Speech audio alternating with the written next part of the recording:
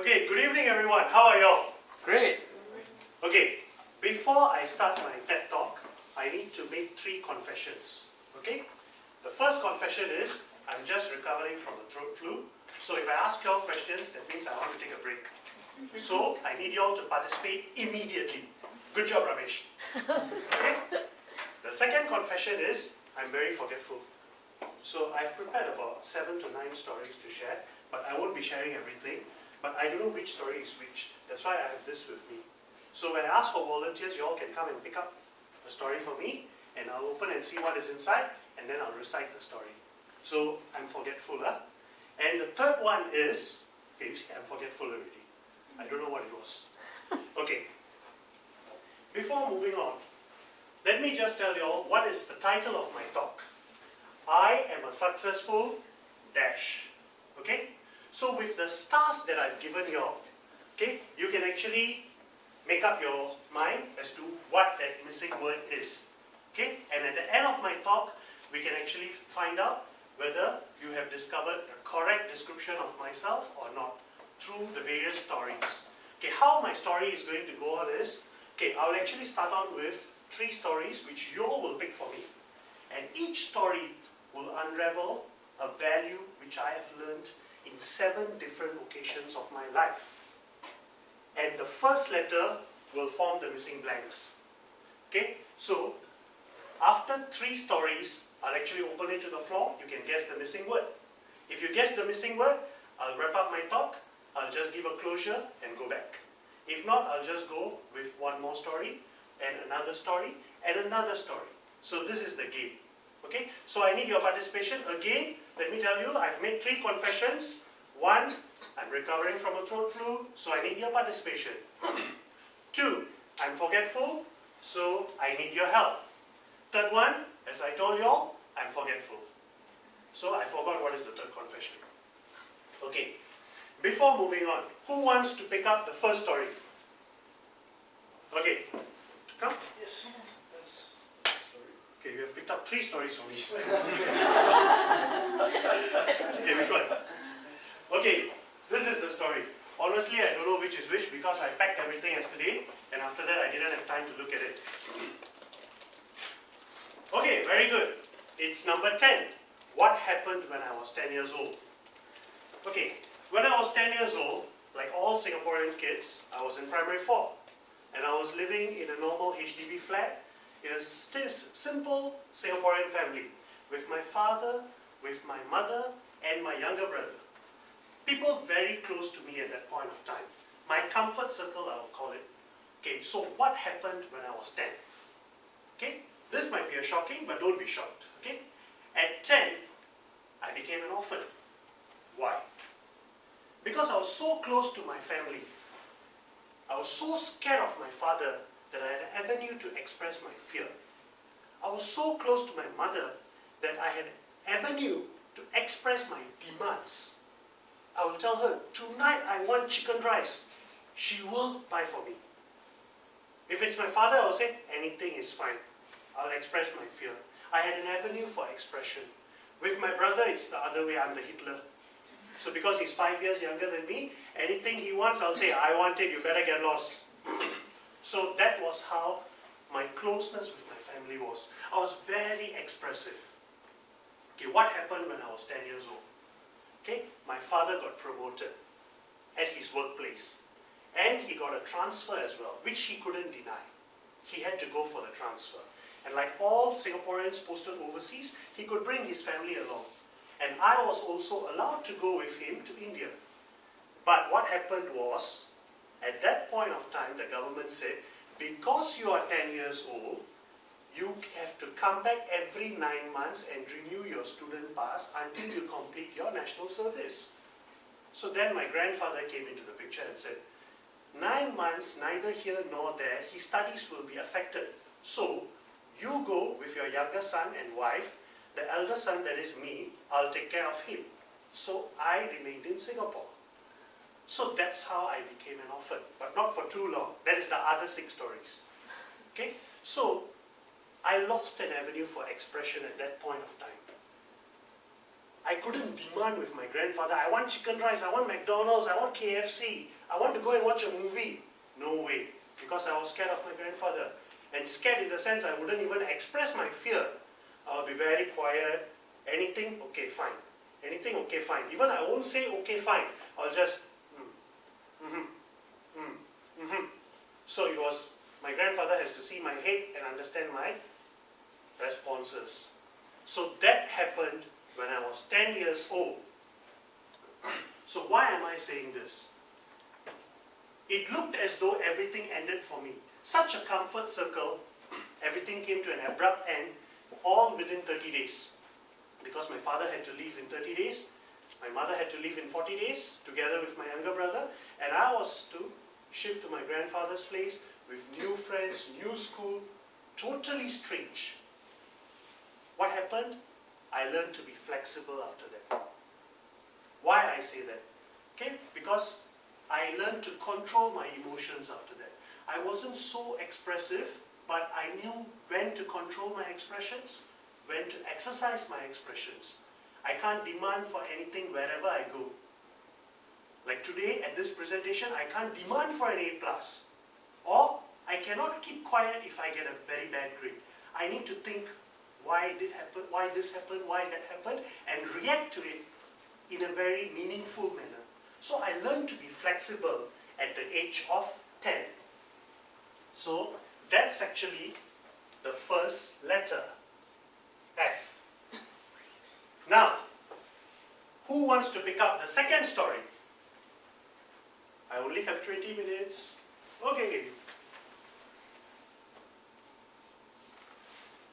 Let's see what you picked up, because I don't remember anything.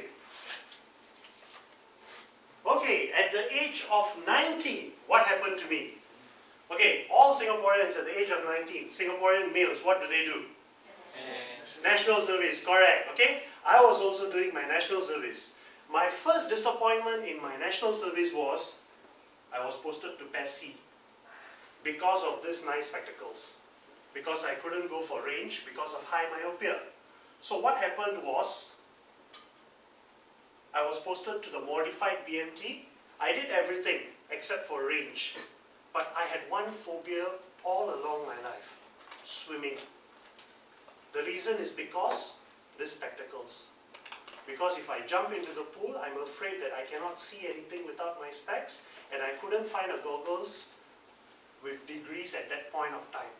So I just had to avoid swimming ever since I was in primary school. Because I started wearing specs at the age of 7. So I was away from the pool most of the time. But in the army, I don't have a choice. So I explained to my instructor, I cannot swim because I cannot see without my specs. I will not know whether to swim right or swim left or swim straight. Okay? I wouldn't know where to go. I will just go lost. So the instructor actually listened to me for some time. I thought that the instructor was very nice. So he gave me an admin duty. Okay, you must make sure that everyone comes and signs in, signs out, and then jump into the pool. So I was actually the admin person in charge of the entire platoon in the swimming pool. So what happened? I was actually doing that admin duty very dedicatedly, very devotionally. Suddenly one guy pushed me into the pool. And my specs went off. That's number one. First thing, I was worrying about my specs. After some time, I became forgetful of the specs, and I started worrying for my life because I didn't know where I was going, and I didn't know where to swim towards. And after some time, I was actually swimming to the ground, trying to get hold of the ground or something. I don't know what I was doing, but that was what I was doing. Actually, you should swim up, right? I was swimming down. But then I heard this voice, go straight, and I just started going straight, and I got hold of the rail after about 7 minutes, I would say.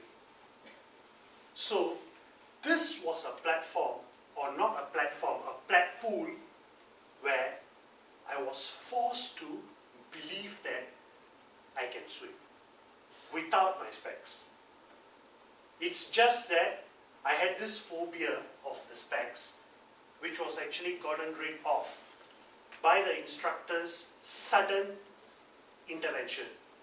So at the age of 19, what did I do? I actually became a victim, and I learned how to cope with that victimization. So it was actually learning. I became a learner at the age of 19. So my third story, who wants to pick it up? Okay. Okay, at the age of 15, okay, I was in secondary school. So now let's drift back a bit. I was in secondary school. Okay, when I was in Sec 2, right, at the age of 14, I was the first student in class. I was the top student in class. The reason is because not that I was doing very well in my studies, it's because my history, geography, English literature, I used to score 95. My maths and science, I used to score 60. But in secondary 2, when they posted me to a class in secondary 3, what happened was, they posted me to the triple science class and the double maths class.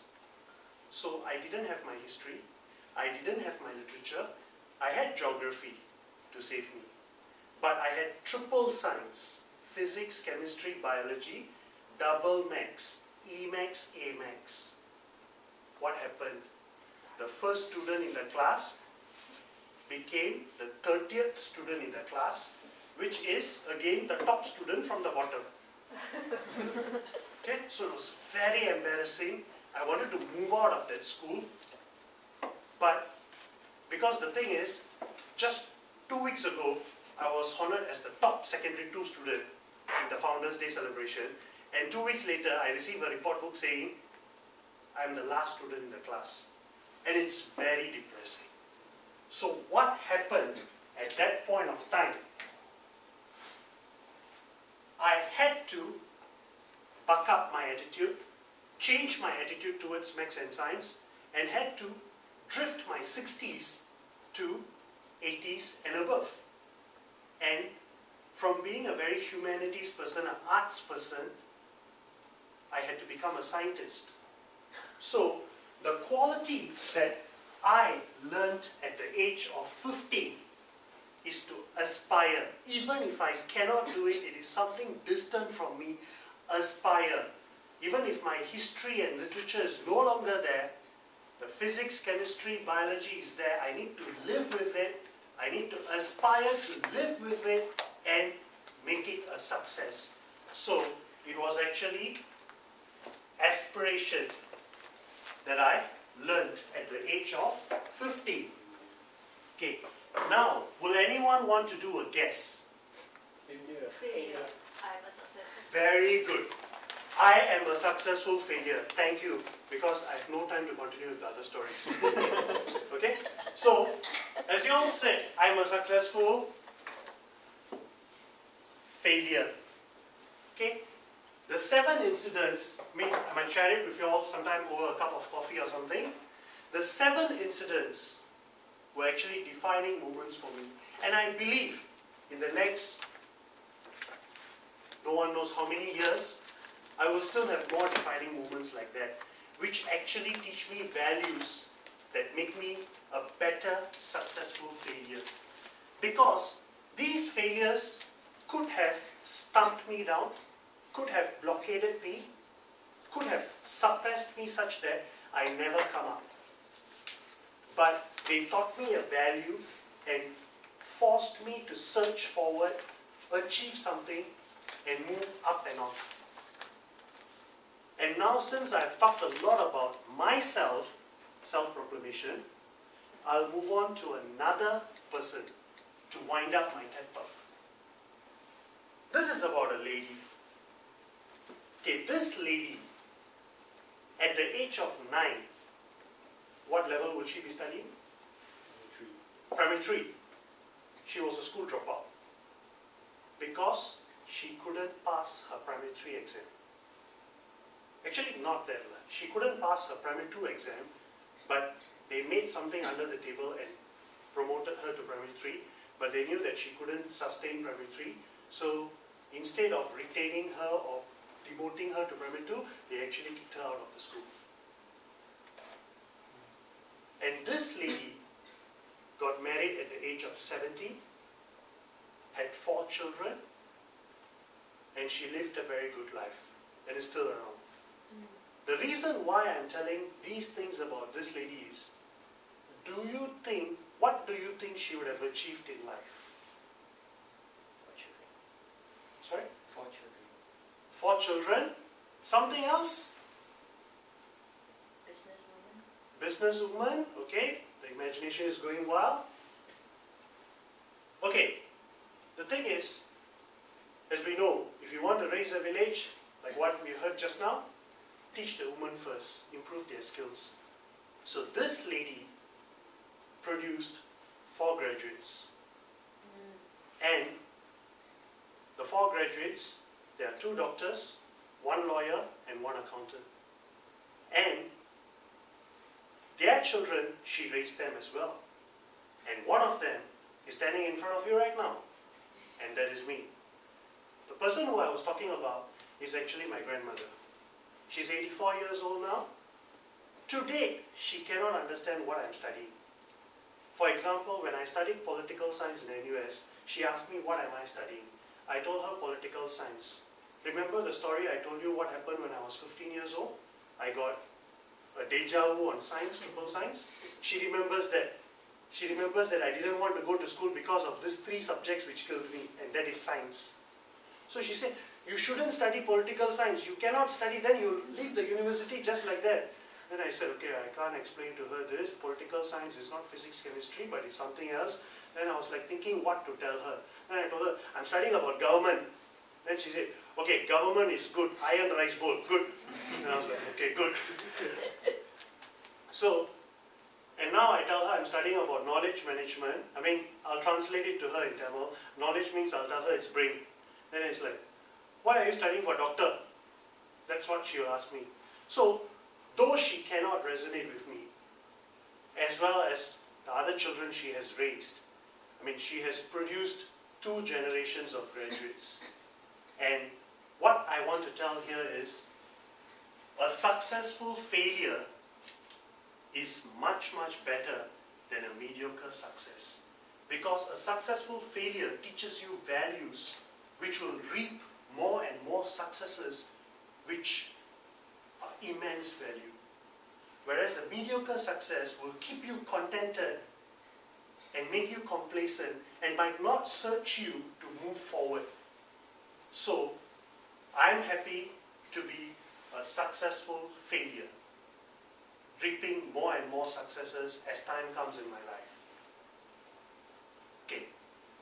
If there is time, I wanted to share with you all a video. So, okay, there is no time. So, just when you go to YouTube, Google this video, famous failures. I think some of you would have seen it. So, it's actually a very motivating video which tells you a lot about failures. Those people who failed are the ones who succeeded the most. So, be a successful failure. Thank you.